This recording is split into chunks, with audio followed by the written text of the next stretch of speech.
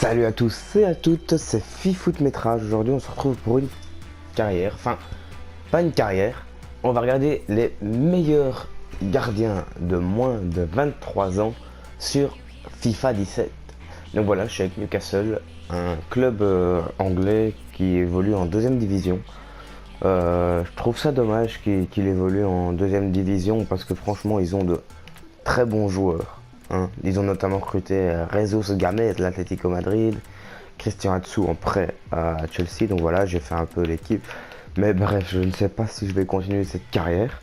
Mais on n'est pas là pour parler de ça, on est là pour parler des gardiens. Du coup, je vais vous en parler tout de suite. Donc voilà, je vous ai préparé des gardiens donc, du meilleur au moins bon. Mais bon, faut savoir que les meilleurs sont quand même plus chers. Donc on va aller dans ma liste prioritaire pour voir ça. Et donc dans ma liste prioritaire, j'ai commencé avec Jan Oblak. Jan Oblak, très très très bon gardien. 87 de notes avec un potentiel de 91, 91 pour les Français. Donc voilà, je vous laisse regarder les stats, n'hésitez pas à mettre pause. Par contre, la valeur, voilà. La valeur, elle est écrite de 50,50 millions d'euros, mais celle-ci n'est pas bonne parce que moi, quand je me suis informé sur le joueur, donc voilà, j'ai cliqué sur s'informer sur Jan Oblak, l'Atlético m'a dit clairement, nous ne souhaitons pas le vendre, quel que soit le prix. Donc je crois que ce sera, bon, ils disent ça, mais je crois qu'ils accepteront de le laisser vendre. Mais alors il faut proposer beaucoup d'argent, et je crois que pour vous l'offrir, il vous faudra bien 150 millions minimum. Donc c'est vraiment si vous avez besoin d'un grand gardien directement qui peut encore augmenter. Mais sinon, je crois que ce sera peut-être plus intéressant de prendre un autre gardien dans la liste. Donc voilà, deuxième place, j'ai pris Timo Horn. Donc voilà, pour à peu près 52 millions d'euros. Enfin, les valeurs, c'est les valeurs demandées par les clubs, mais vous pouvez toujours proposer un peu moins. Je crois que pour Timo Horn, pour plus ou moins 40 millions d'euros, il y aurait moyen de l'avoir. Alors il a donc une note de 83 et un potentiel de 89. Donc c'est pas mal non plus. Je crois que lui il est peut-être plus intéressant qu'aller mettre 150 millions sur un Jan Oblak. Surtout que c'est un bon gardien qu'ils ont un peu des stats. C'est plus un gardien qui joue au pied. Voilà, ils ont des stats intéressantes. Troisième gardien, Mattia Perrin.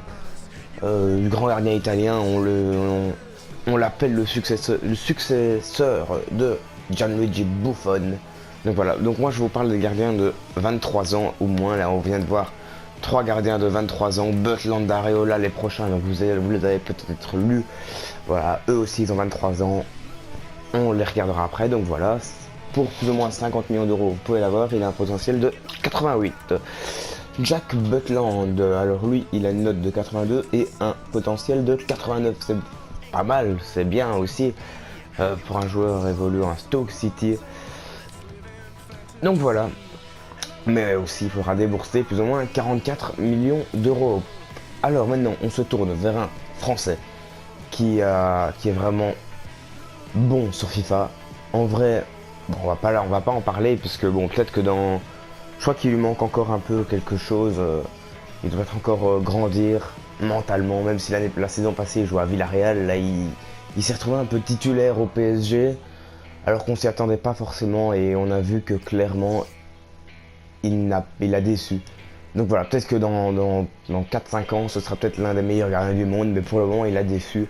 On attend vraiment plus de lui pour un jeune gardien. Moi je me souviens de la Coupe du Monde U20 il y a plus ou moins 4 ans, avec Paul Pogba capitaine de l'équipe, où là ils avaient gagné. Donc voilà, il avait fait un très gros match. Prochain gardien, Loris Karius. Alors lui, 23 millions d'euros aussi, mais il vient d'arriver de Mayence, donc il n'est pas disponible pour le premier mercato. Mais après 6 mois, il y a peut-être moyen de l'acheter pour aussi, je crois qu'aussi 23 millions d'euros, je crois que ce sera un peu peu, je crois qu'il faudra aussi débourser 40 millions d'euros et plus ou moins. Il a aussi 23 ans.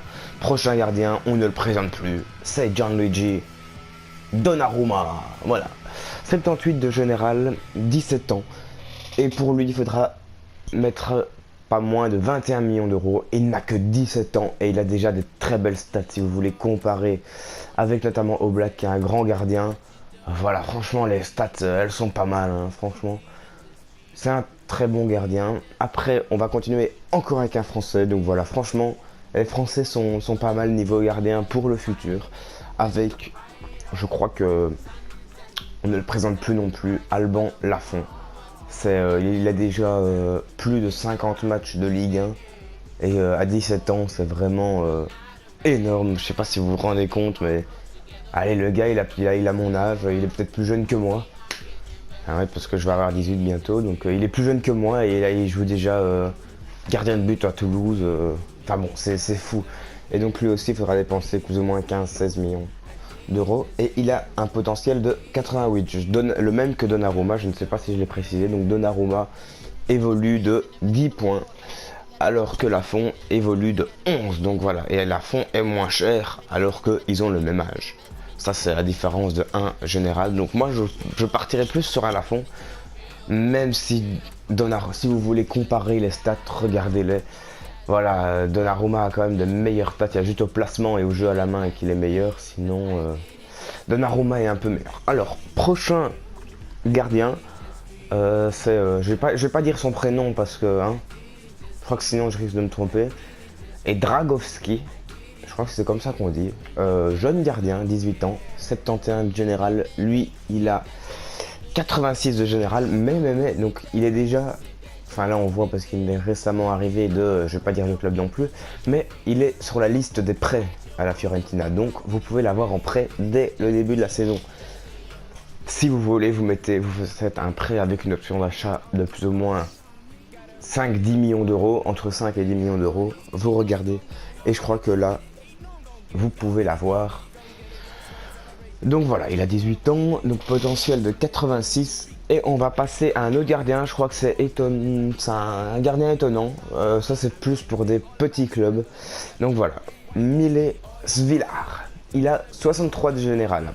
Il a 16 ans, c'est le plus jeune gardien de ce top si on peut dire. Et il vaut 1 million. Je crois qu'il y a moyen de l'avoir pour même moins d'1 million. Alors les stats ne sont pas exceptionnels, c'est normal. Mais avec des entraînements, avec ça, en le faisant jouer des matchs dans des petits clubs, il peut très bien progresser. Et il a un potentiel de 86. Donc c'est quand même une grosse hausse pour un jeune gardien belge qui joue au RSC Anderlecht. Donc voilà. Alors, prochain gardien, c'est un Brésilien. Ederson Santana de Moraes. Vous avez juste à taper Ederson, c'est plus simple. Donc il a 22 ans, il a 81 général et il a 87 de potentiel. C'est aussi un gros potentiel. Mais je trouve que franchement, pour un 81, mettre 38 millions d'euros, je trouve ça cher. C'est pour ça que je l'ai pas mis au début. Mais si vous l'aimez bien aussi, si vous êtes avec Benfica, ne le vendez pas et gardez-le parce qu'il peut toujours progresser. Maintenant, voilà, je crois qu'il monte. Alors, prochain gardien, voilà, c'est Simone Scuffet. On parlait beaucoup de lui il y a 2 ans. On disait que ça allait être le futur gardien italien. Mais il a beaucoup joué sur le banc, il a beaucoup... voilà, du coup, il n'a pas vraiment convaincu.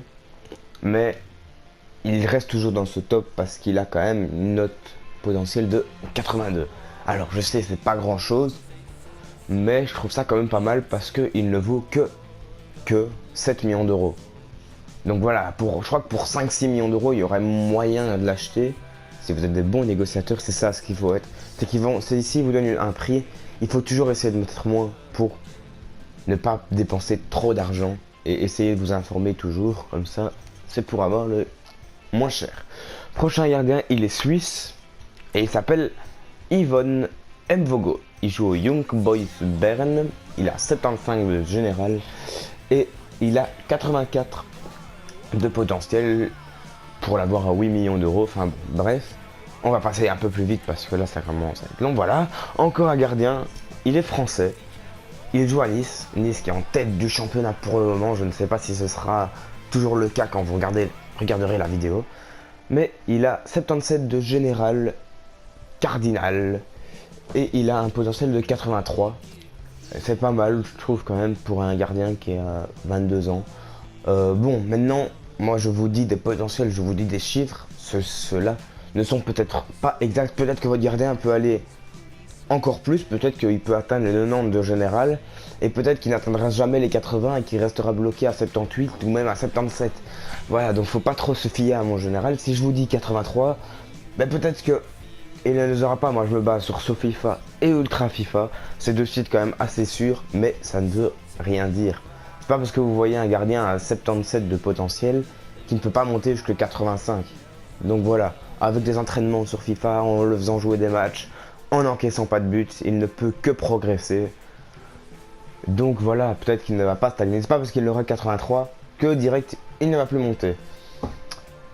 On passe au prochain gardien et c'est encore un Français. Donc voilà, je vous disais que la génération des gardiens françaises est pas mal. Et c'est Thomas Didillon qui joue au FC Metz. FC Metz. Ouais. Et donc voilà, il a 72 de général, 20 ans. Doté d'un énorme potentiel, c'est normal puisqu'il peut monter jusqu'à 84, donc il monte plus que Cardinal, donc ça peut être plus intéressant si vous voulez un gardien pour la durée, pas trop cher puisqu'il ne coûte que 6,50 millions d'euros. Ça vous pouvez le voir, je parle beaucoup, je l'explique beaucoup, mais si vous regardez, vous le verrez. Prochain gardien, alors maintenant les deux prochains, Nikolic et Bijlow, j'espère que j'écorche pas trop son nom. Voilà, donc vous voyez, vous pouvez comparer un peu. C'est plus ou moins le même âge, presque. C'est le même général. C'est pas le même prix parce que Nikolic il vient d'arriver. Donc voilà, là ça n'est pas écrit, mais il vient d'arriver. Mais je crois qu'un prêt ça devrait passer parce qu'il n'a que son contrat de général. Et les deux ils ont le même potentiel, c'est un potentiel de 81. Donc aussi pour 1 million d'euros vous pourrez avoir Bijlow et en prêt vous pourrez avoir Nikolic. Donc si vous voulez après l'avoir en prêt, vous pouvez soit l'acheter par après, soit mettre une option d'achat pour essayer de l'acheter. Comme ça, vous pouvez l'avoir pour la durée. Et on se quitte sur le dernier gardien. Il joue en Belgique, il est américain, il joue chez le champion en titre, il s'appelle Horvat. Il a 21 ans, il a 69 de général, vous pouvez l'avoir pour 3 millions et il monte jusque 82.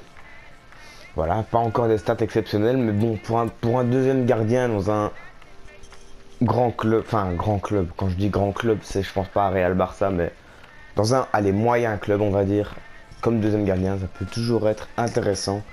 Donc voilà, on se quitte là, donc je vais encore vous faire défiler tous les noms. N'hésitez pas à mettre pause si vous voulez, ou si vous avez pas bien vu, au lieu de revenir à la vidéo, c'est peut-être plus facile que je les remonte tous. Donc voilà, merci à tous d'avoir regardé cette vidéo. J'espère que ça vous aura aidé pour votre carrière. N'hésitez pas à mettre des gros pouces en l'air, des pouces bleus, vous abonner pour ne pas louper la suite. Je vais sûrement faire les défenseurs, les milieux et les attaquants en les triant bien par catégorie. Mais n'hésitez pas à mettre des likes si vous voulez voir ça. Abonnez-vous à la chaîne, partagez-la sur n'importe où. Et comme ça, voilà, je vous remercie. Salut!